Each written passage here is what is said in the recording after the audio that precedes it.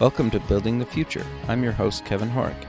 You can check out new episodes of the show every Tuesday and Thursday at 2 p.m. If you missed an episode or want to get more information about the show, please visit buildingthefutureshow.com.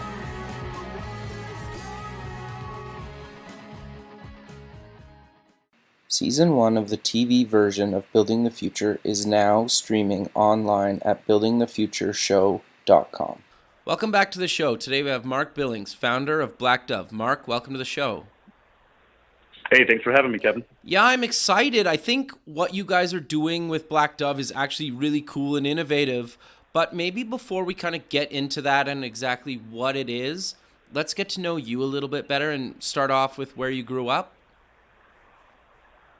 Yeah, sure. So, I'm stuck here down in South Florida. And for you. It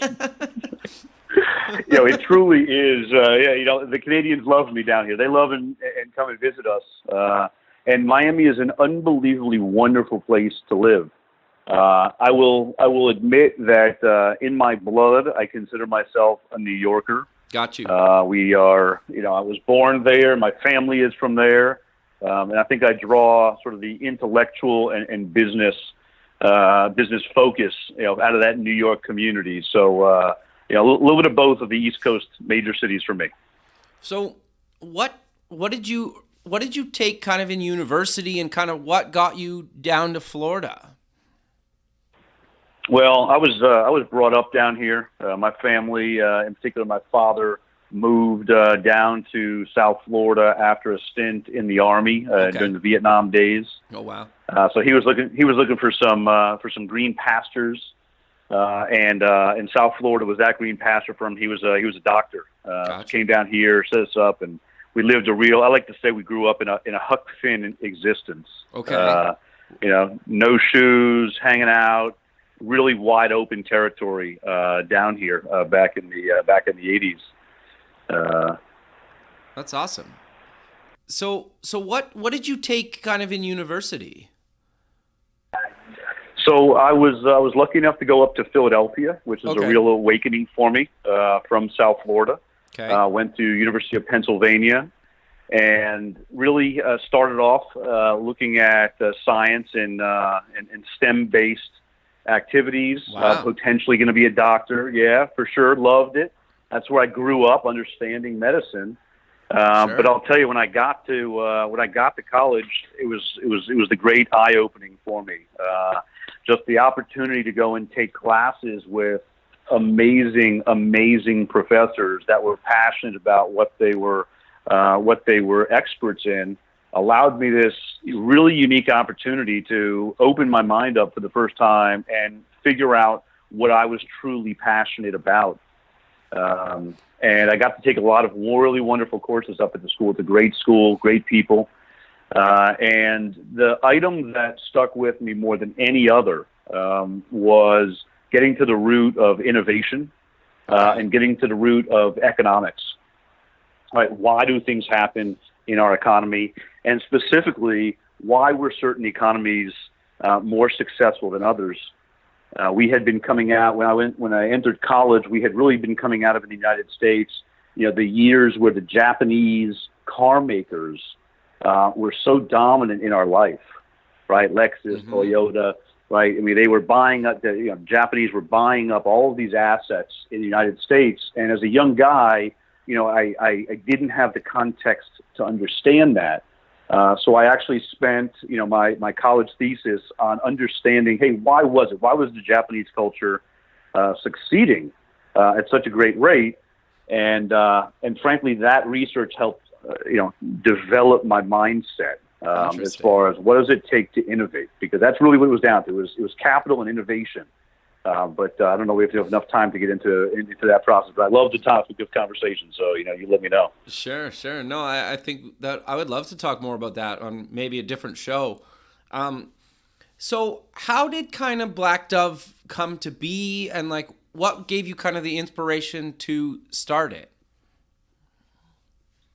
So my mother, my father was a wonderful pediatrician and a doctor and a wonderful, compassionate person. Got you. And my mother had grown up in fashion design. Okay. So she was really an artist and very, very creative. Very cool. And we grew up in a home that had art throughout the house. And that really, immersed me in this mindset of creativity. Got you. But being in the economics game, coming out of college, and actually I did some financial accounting and worked for one of the big 5 accounting firms out of college just to have my first job. Sure. Trying to figure out how to balance all these sort of components that were now building inside of me from a curiosity standpoint, right? It was, all right, what makes economies succeed? At the base of an underlying economy, I subscribe to this notion that an economy's success and a government's responsibility is to enable underlying entrepreneurship and businesses to succeed, right? That makes a successful country. And I kept getting closer and closer and closer to the building blocks of an economy. And as I got closer and closer and closer, we started to build things. And I was lucky enough actually to get a job in South Florida building data centers in the late 90s. Yeah. So I moved back to South Florida, and the telecommunications boom was happening in South Florida, was one of the epicenters of it.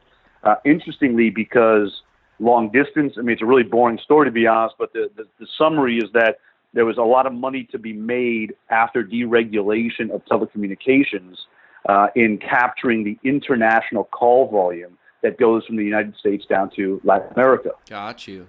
Interesting. I didn't know that. And because of that, there was a land rush down here in South Florida because all of the fiber optics money that was being invested by Global Crossings and Level 3 and some of the transatlantic carriers, all of that fiber entered the United States right in downtown Miami, where the cruise ships come in, right? And so, right next to that, that Carnival cruise line, right, is the new fiber lines that came into the city and really provided this foundation that built out a telecommunications infrastructure in South Florida.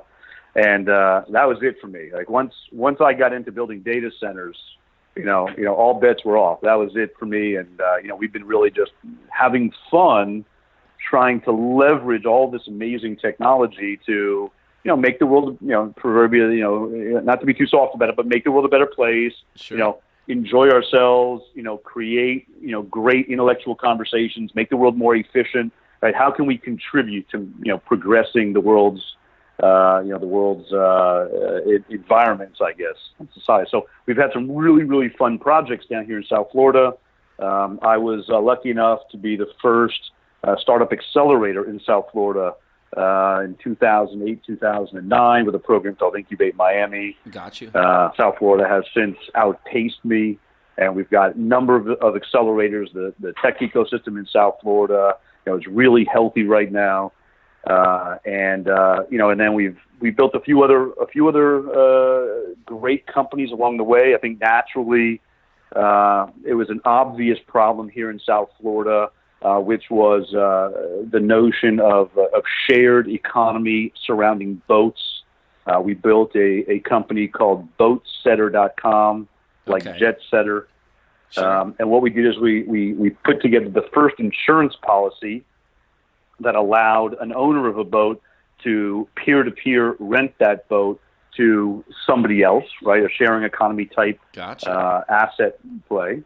And so that business is doing amazing. And people in South Florida love us because people have more access to boats now. Sure. And I was lucky enough to find an amazing CEO and management team, and they were going to be better at running that business. They came from the marine industry, so they took that business and they ran with it. And then as I looked and turned to, hey, what could I really dig in for myself that was deeply, deeply passionate for me? I went back to my roots and really remembered the learning and the passion that my mother had for art, the creative side, the collecting side. And it just seemed about the right timeline. South Florida is a hub of art and creativity now. Sure. We've had the Art Basel We've had this Art Basel show that anybody who hasn't been to it should come. It's an amazing. It's the Super Bowl of art for North America. Oh, really? That's hundreds awesome. of thousands. Wow. It's Kevin. You're a guest, so you should come down. You'll come down to the house. We always have these wonderful parties, and you get to see the greatest assortment of art in the world, all in South Florida in the first week in December. Wow. And it's really marvelous. Yeah. That sounds amazing, actually. So yeah, you're invited. We got a spot for you. Awesome, come on down. awesome. Come on All down. right, we'll talk more about that offline. Yeah. So when you come down, and I'll give you that tour. All right. Right. As a technology person, what you would find really, really interesting is that the galleries over the last maybe 5 years were increasingly starting to showcase digital technology-driven art. Got you. Right. Yep. Whether that was just video-based, or whether it was other creative uses of technologies that was a creative expression of an artistic vision. Sure. And as I was looking at that product, what I was finding was that the art industry was approaching this new art form with, in tech speak, sort of legacy thinking. And what I mean by that is to say that they were taking this artwork that was obviously able to be, duplicated and replicable and distributed with internet type technologies. They were selling this artwork in very small runs, limited editions, 6 units, 7 units. And when I went and spoke with the art galleries, what I recognized was just that they had not understood yet that distribution platform was not optimal for the art form. Sure. Right? They were applying this old thinking towards how this artwork could go to market. And, after beating my head enough time after the discussions with these art galleries to try and help them see the different opportunities, we decided that, let's just build a new platform. Interesting. And then we'll go back and we'll show it to artists. We'll show it to galleries. Sure. In the classic sort of lean startup, let's build something and see what people think. Really the reaction we've gotten has been overwhelmingly positive, and just really exciting to be able to see this art form beginning to mature, and our opportunity to help that growth happen. Sure, I love that. So for people that haven't heard of Blackdove, what exactly is it? Like, you kind of touched on it, but what exactly is it? Oh yeah, that's always a good starting point. So the world of art is mirroring the world of tech now. Sure. And these beautiful designers and beautiful software developers, may during the day be writing code for Google or doing graphics for Pixar. Sure. But these are artists, totally. Right? I mean, on so many levels, software developers are artists. And as these software developer talents and graphics talents are coming together, they're producing these, really, really topical, compelling, intellectual works of art in this digital format. Sure. And so Blackdove is a distribution platform for that artwork. Got you. And so what we've created here, it puts together a lot of the very popular models that exist already in the world. Okay. The technology is not really the innovation, just sure. How it all gets put together. And so we offer an artist an online platform where they can create a work of art, upload that work of art to our platform. Got you. And then sell that work of art for a very low amount of money comparatively to purchasing a beautiful work of art in an art gallery. Sure. I'll get to the numbers in a second to explain how it works for artists and consumers. And our part is that we make it really, really easy for an end user consumer to consume that art, to get that art, to purchase it or subscribe to that artwork. And luckily for all of us, the major manufacturers of television screens, display manufacturers, continue to put out bigger and bigger, higher and higher quality screens that, you know, everybody has in their home in some location. And we've done the really, really simple task, frankly, of enabling these smart televisions that we all now have to have our little Blackdove player app running on the smart TV. Sure. Users can then browse and discover artists from around the world. They can build their own private collections, or they can subscribe to our platform, which is just $5 a month. And we do a rotating monthly featured collection for everybody to enjoy. And really pretty easily, you can turn that television that's in your home into a really, really cool, we call it a digital canvas. Sure. You know, it's really transforms this large black hole in our homes into a modern day piece of artwork. You know, I would love to get feedback from your audience. So I can't wait to get some downloads and let everybody tell us what they're thinking, what they like, what they don't like as we build this out. Sure. I think what you're doing is awesome in that space. And I love the fact that, you know, you're basically, like you kind of mentioned, is you can basically make any TV into like an art piece. The thing that I found really interesting is you guys also built your own digital canvas. So we did. We went to our buddies over at Samsung. Okay. And just out of curiosity, did you know somebody at Samsung, or did you guys just cold call or kind of reach out to somebody on social media? Like, how did that relationship start?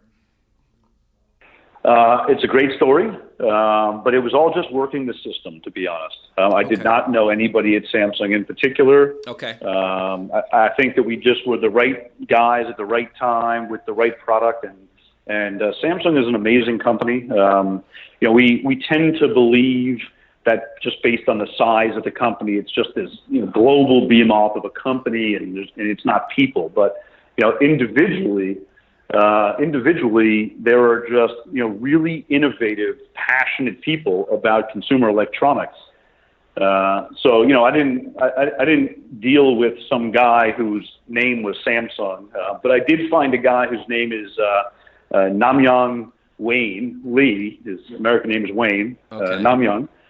And his role and responsibility was to drive a particular digital display, commercial display, which happened to be absolutely perfect for hanging on the wall as a digital canvas. Got you. And we were able to customize our code base for that product line, and we shipped our first manufacturing run earlier in February of the past year and sold those out on Amazon. And now we're getting ready to start manufacturing sort of in earnest. That was our MVP manufacturing run. Sure. Everybody was really happy with it. And now, hopefully by Christmas of this year, we'll have sort of widespread distribution of the digital canvas through Best Buy and Amazon and all the major retailers. That's awesome. And I love that story. When you and I kind of met a few months ago, I love the fact that you approached this like huge company, right? And you didn't know anybody there, and you figured out how to get them to basically make you a physical product. And so like, I think your story's inspiring in that sense, right? Listen, you know, to build the quality of screen, I tried, by the way. Okay. You know, I started to try and build a screen and manufacture a screen because, you know, it's the world of build your own hardware days these days. How hard could it be to build a screen? Sure. Very hard. I can imagine. Very hard. And so it just became clear to me that, you know, all we had to do was, you know, in the classic mindset, you know, build on the shoulders of giants, right? And Samsung knows how to manufacture screens better than anybody else in the entire world. Sure. I think they even do the iPhone screen, right? And they do a bunch of Android screens, obviously. But I think they do the Apple stuff, too. Or they used to, at least. I've heard that rumor. I can't say I know it for sure, but I've heard that rumor for sure. Yeah. No, it makes sense. Yeah. So they've really embraced us. They've embraced us, actually. That's awesome. There's, confidentially, there's going to be some pretty cool stuff that starts to come out in 2017. Sure. It's going to get very, very easy to start having wonderful digital motion art on these screens. That's an important point, by the way, Kevin, I didn't say, which is your audience will see that our artwork is all in motion. Sure. Okay? That means it's either video art or it's some type of movement. This is not static images. This is not a photograph. This is living up to the opportunity that these beautiful screens have to offer us. And so there's narrative, there's story. It's linear in what the artist now can work with, as opposed to historically an artist only having one frame to work with, whether that's a painting or a photograph. Now an artist can say, no, I'm going to tell a 15-minute story with my artwork. That's awesome. And it begins to sort of bleed the lines of what art is, and it's the artists are really just we're a conduit for these amazing artists around the world, and they're really our customers, right? We want to make sure that the artists around the world are able to sell and distribute their content in the easiest way possible, and we're constantly iterating to make sure that we're enabling them to do so. Sure. No, I think that's awesome, and like I mentioned before, like, when I saw your platform in person, like it's very impressive, and you're right. It's really cool that you can almost like change the photos on your wall based on like how you feel, or let your guys' system just handle that for me, or I can just like change it if I'm having different types of people over or whatever, right? Like I love that. Yeah. So we just introduced playlists.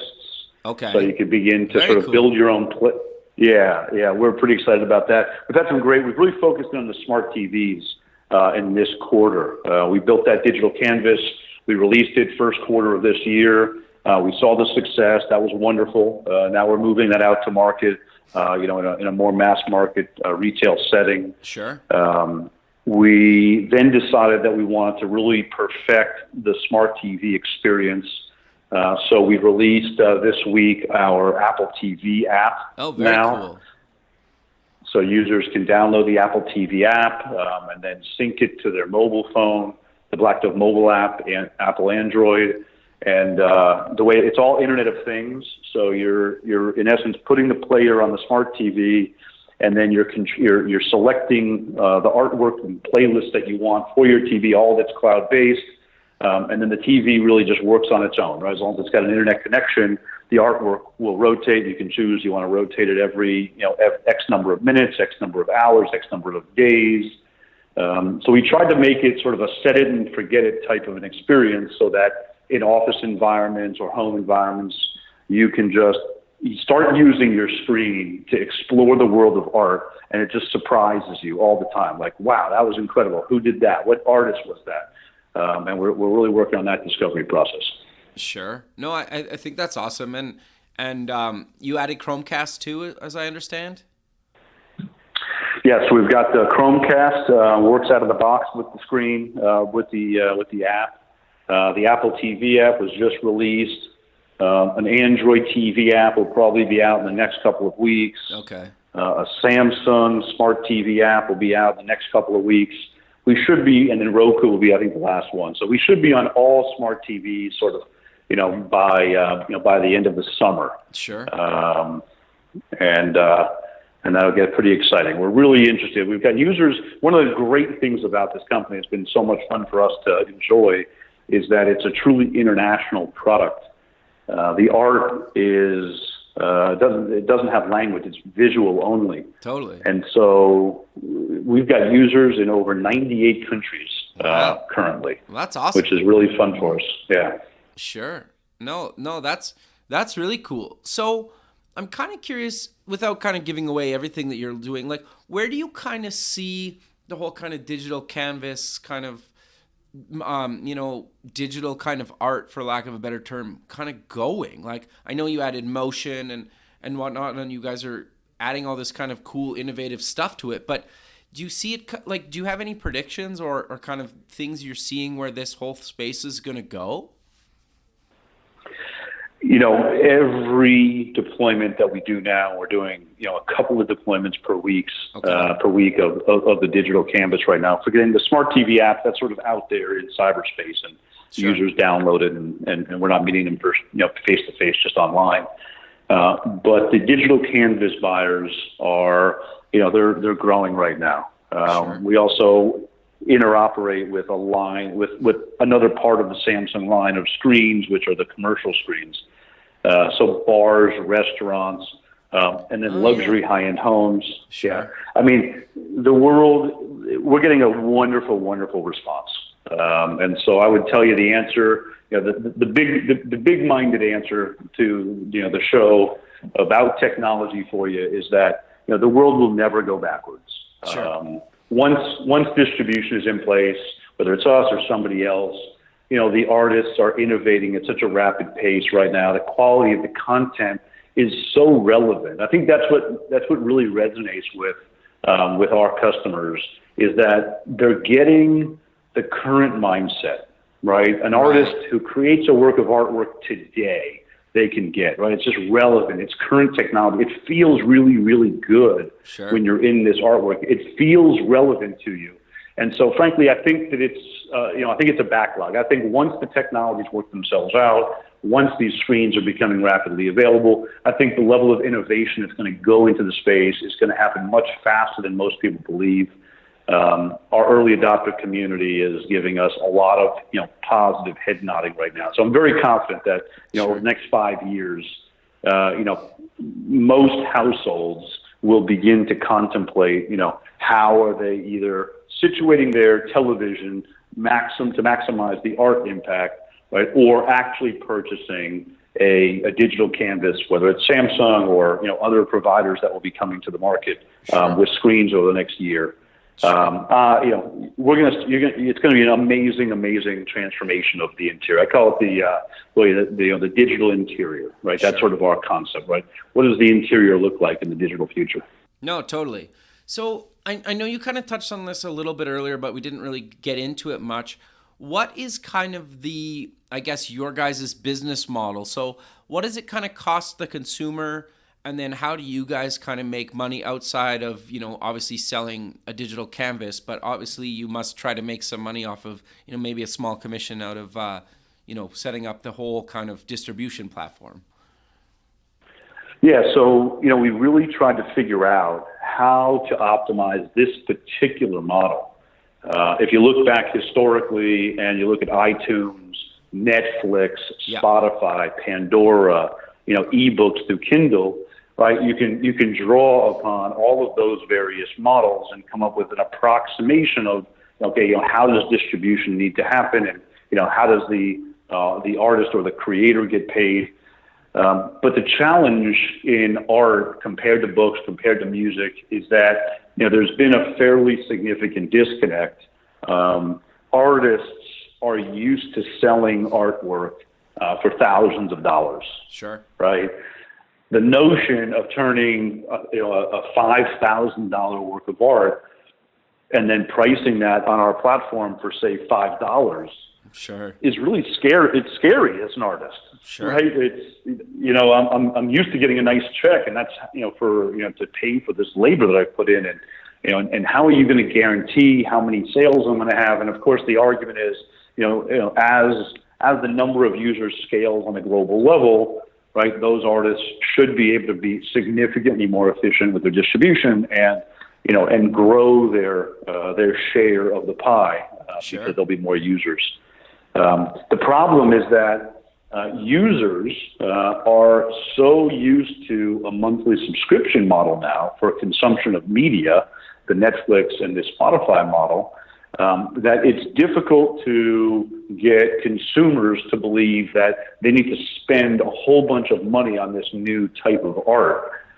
There's a little bit of a disconnect there where, it's a digital piece of media and, do I really need, how much am I going to spend? Am I going to spend, even $100 or $500 by clicking purchase on my mobile application to put it on my screen? And so we had to find a really nice balance between the two customers, right? The consumer and the artist, right? The two-sided marketplace here. Got you. So what we ended up with is a light $5 a month, at least for now. That's what we'd be going at. $5 a month, entry-level subscription, where the subscribers are going to get access to somewhere between 50 and 100 works of art per month. Okay. And those works of art are going to rotate every single month. Got you. And that gives our users, our subscribers, the ability to continue to discover and experience new artwork that's coming onto the platform. Sure. It also gives us the opportunity to showcase artists that are creating great works of art. And then once that art rotates off of the subscription delivery, it then becomes available for sale in a marketplace that's listed under that particular artist. Got you. That enables the artist to sell their artwork, and we think that pricing will end up, we've got art for $1.99 now. Artists are starting to understand, because each artist gets an individual URL for their online gallery and for their individual work of art when they do the upload. Got you. And so the goal here is that we really want to enable an artist to be self-reliant, right? They can create their own artwork. They can upload it onto our platform. They'll get back the URL, and then they can post that URL, post that artwork onto their social platforms. Got you. And they can build their own online gallery and immediately trigger their own sell-through, right? Sure.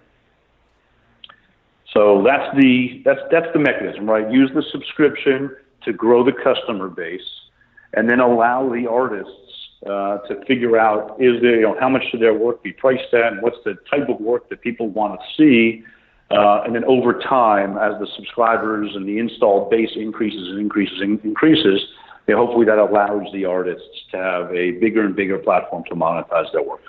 Yeah, no, I think that makes a lot of sense. And I think it's really cool. And I think, I love the fact that you're basically creating a whole new market, right? Like, this really hasn't been done before. It has not. We've been doing it now for a couple of years. So, we're started. It's now sort of part and parcel for who we are. We all have screens in our homes. Like, living without a Blackdove screen in my own personal home would feel really, really weird to me now. Sure. I'm so used to walking down every single morning to get surprised about what artwork is on my wall that it would just be weird, right? It'd be like not having news on my iPhone or something like that, right? It's a part of my life now. And so slowly but surely, people are beginning to accept this art form. Again, I think we're just a part of it, right? I mean, we're just listening. We're just seeing what the artists are doing, making sure, again, that this beautiful artwork gets out to people. We're in the fortunate position, to build a technology platform, doing this wonderful business, which we love. So hopefully, we're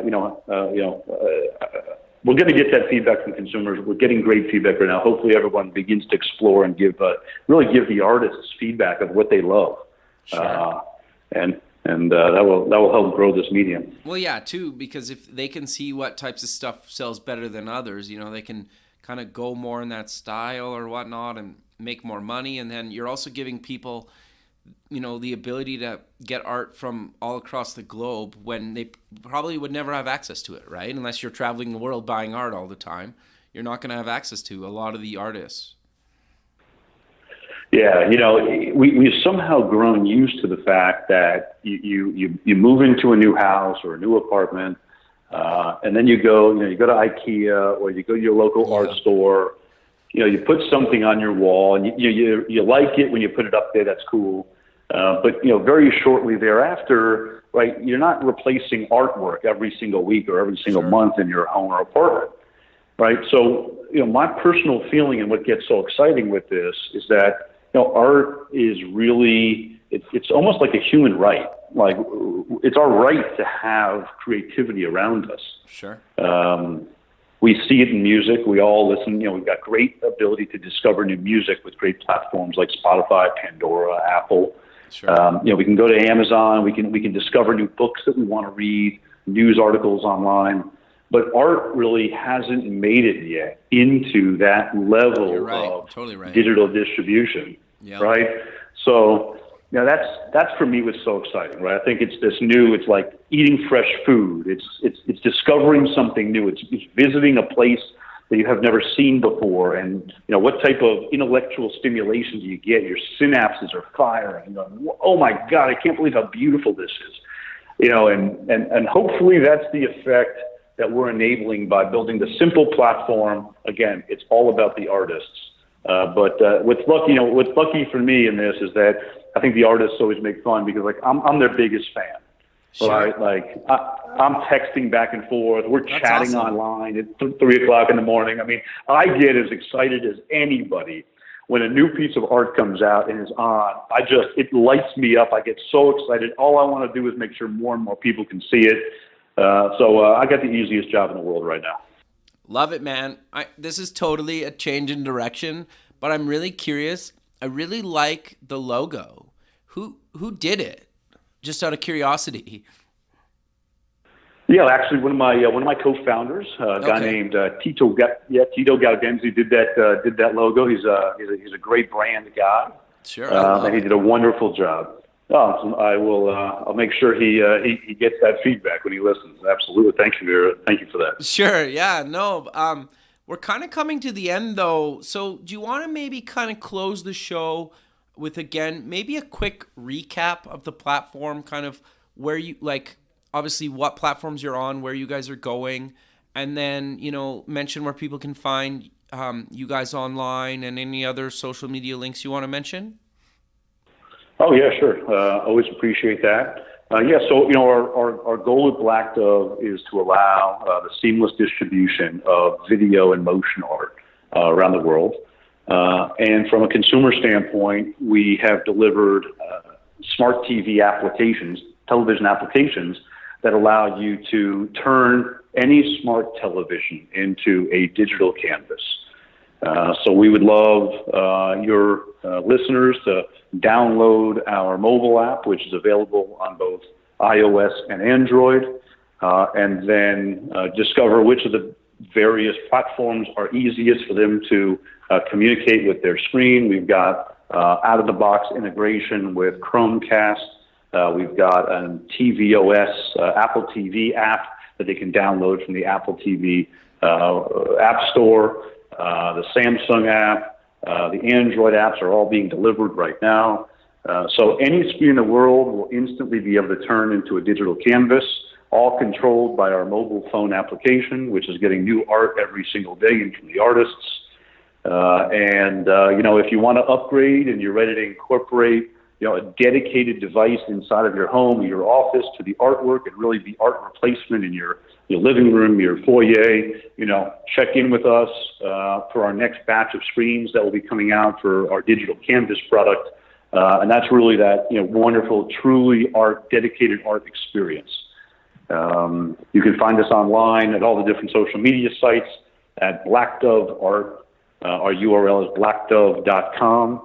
And Instagram, Blackdove Art, Facebook, Blackdove Art. And I am, if anybody wants to reach out to me personally, you could reach me at Marc, MARC, at blackdove.com. Love it. Marc, thanks again for doing this. I really appreciate you taking time in your day to be on the show. Kevin, thank you so much for featuring us. Yeah, and I look forward to kind of keeping in touch with you for the rest of the year and kind of beyond. And I look forward to kind of seeing where you guys take this thing. Hey, let's not forget about that December visit to the Art Battle Show. Yes. Let's have a longer conversation about that beyond this recording. Awesome, Kevin. Thanks so much for the time today. All right. Later, man. Have a good day. Thanks, buddy. Bye.